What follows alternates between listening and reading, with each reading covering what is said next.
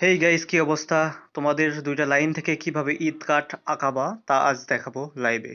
চলুন তাহলে শুরু করা যাক। এরকম লাইনে আঁকা বাঁকা করব। আঁকা বাঁকা শেষে যে ভাঁজ থাকবে সেই ভাঁজে একটা করে পাতা দিব। আমাদের ভিডিও ভালো লাগলে অবশ্যই সাবস্ক্রাইব করে পাশে থাকবেন। আর কিভাবে ঈদ কার্ড সহজে আঁকাবেন ফুল ভিডিও দেখুন, তাহলেই পারবেন। সুন্দর করে পাতা আঁকাবো, প্রতি ভাঁজে ভাঁজে পাতা আঁকাবো। চলছে রামাদান মোবারক। রামাদান মোবারকে আমরা দেখাবো আপনাদের আজ কিভাবে সুন্দরভাবে আপনি ঈদ কার্ড ড্রয়িং করবেন। পাতাগুলোতে একটু ছেঁড়া দিব,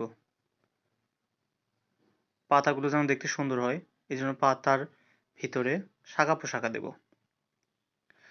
তারপরে আপনি এই কর্নারে গিয়ে একটা লাভ দাগাবেন, সুন্দরভাবে লাভ দাগাবেন। ওটা একসঙ্গে টব এবং লাভ দুটাই কাজ করবে। সুন্দর করে একটু ক্রেস করলাম, ছোট আর একটু ছোট,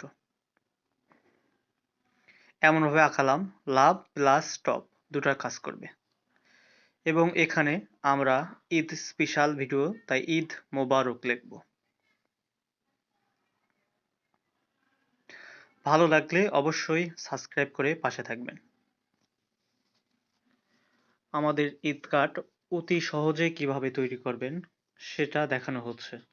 আমরা চেষ্টা করি অতি সহজে, প্রাণবন্তভাবে সহজে আঁকান যায় এরকম ড্রয়িংয়ে আমরা দেখাই। এখানে একটা ডিজাইন দিতে পারেন, কারণ এখানে একটু ফাঁকা ফাঁকা লাগতেছে। একটু ভাঁজ করে আঁকাবেন।